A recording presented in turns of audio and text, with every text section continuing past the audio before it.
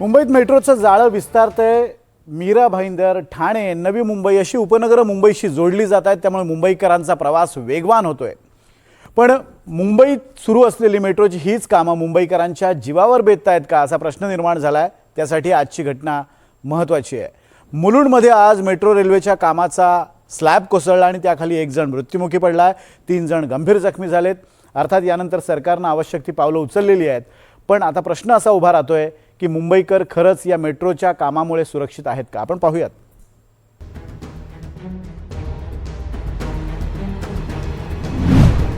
मुंबईत मेट्रोचा स्लॅब कोसळला। 7 दिवसांपूर्वी स्लॅबला क्रॅक। मुंबईत मरण किती स्वस्त झालंय याचीच ही दृश्य आहेत। मुलुंडच्या LBS मार्गावर मेट्रोचा स्लॅब कोसळला आणि एकाचा मृत्यू झाला। दुपारी 12:15 हा स्लॅब कोसळला। LBS रोडवरच्या जॉन्सन अँड जॉन्सन कंपनीच्या समोरच हा अपघात झाला। इथून जाणारी रिक्षा आणि एका 4 चाकी गाडीवर हा स्लॅब कोसळला।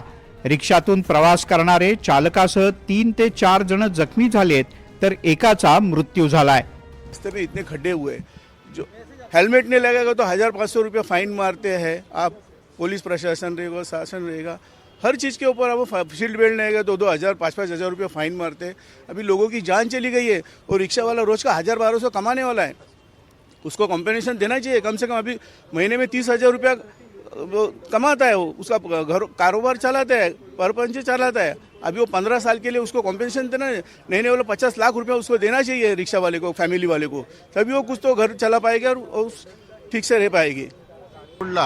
एक अंडर कंस्ट्रक्शन मेट्रो ब्रिजचा जो कॉन्क्रीटचा एक पॅराफिट पार्ट होता, तो पार्ट या ठिकाणी निखळून खाली पडला आणि रिक्षा आणि एका 4 व्हीलर गाडीवर पडल्यामुळे त्यामध्ये एक व्यक्ती मृत्यू पावलेली आहे आणि 3 लोक याच्यामध्ये जखमी झालेले आहेत। 3 जखमींना आम्ही हॉस्पिटलला ॲडमिट केलेलं आहे।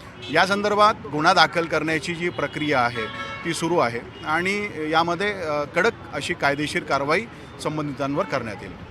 रिक्षातून प्रवास करणारे रामधन यादव यांचा मृत्यू झालाय, तर 45 वर्षीय राजकुमार इंद्रजित यादव यांची प्रकृती गंभीर आहे।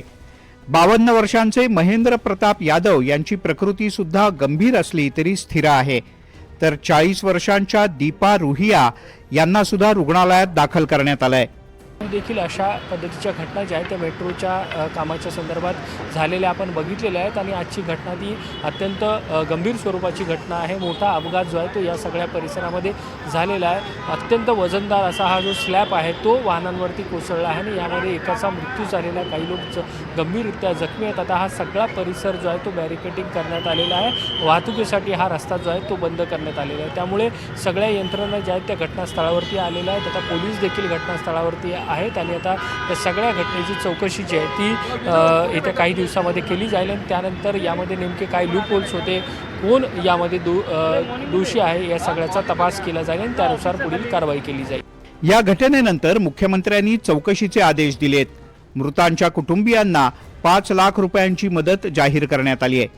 त्याच्यामध्ये दुर्दैवी मृत्यू देखील झालेला आहे। त्यांच्या परिवारासोबत आमच्या प्रार्थना आहेत। जे जखमी आहेत त्यांना ॲडमिट करण्यात आलेलं आहे। त्यांची सगळी काळजी ही त्या ठिकाणी MMRDAच्या माध्यमातून आणि राज्य सरकारच्या माध्यमातून घेतली जाईल। हा जो संपूर्ण प्रकार त्या ठिकाणी झालेला आहे यामध्ये जी काळजी घेणं आवश्यक होतं ती घेतली आहे की नाही याची चौकशी केली जाईल। अर्थातच ती घेतली असती तर कदाचित अशी परिस्थिती आली नसती। याला कोण जबाबदार आहे त्यांच्यावरही कारवाई केली जाईल। या घटनेनंतर नुकताच पदभार स्वीकारलेल्या महापौर रितू तावडे यांनी तातडीनं घटनास्थळाला भेट दिली, घटनेची माहिती घेतली आणि कंत्राटदाराचा निष्काळजीपणा कारणीभूत असल्याचं म्हटलं, तर विरोधकांनी सरकारची यंत्रणा पोखरलेली आहे अशा शब्दात आसूड ओढले। 100% होणार।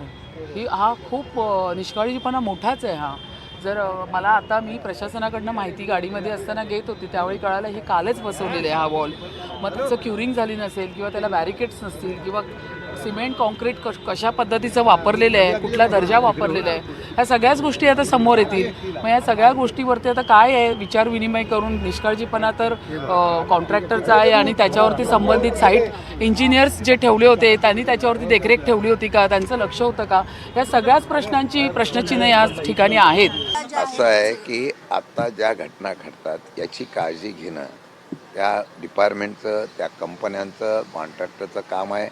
अनेक ठिकाणी वेगवेगळ्या राज्यामध्ये सुद्धा अशा प्रकारचं मेट्रोचं काम असताना स्लॅब पडलेले आहेत, त्यानंतर वेगवेगळ्या प्रकारच्या क्रेन पडल्या, अशा बऱ्याच अपघात झालेले आहेत.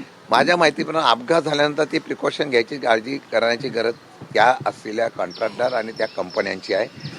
जर तशा प्रकारची झाली नसेल तर त्यांच्यावर कारवाई करावी आणि जे जखमी झाले किंवा ज्यांना त्यांना सरकारने मदत करावी. याच मार्गावर 7 दिवसांपूर्वी एका पिलरला क्रॅक गेल्याचं दिसलं होतं.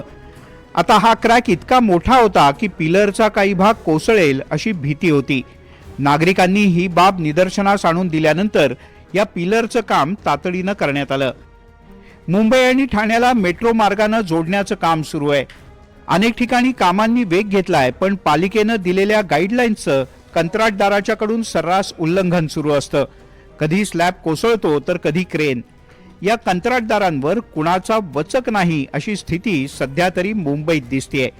देवेंद्र कोल्हटकर, NDTV मराठी, मुंबई.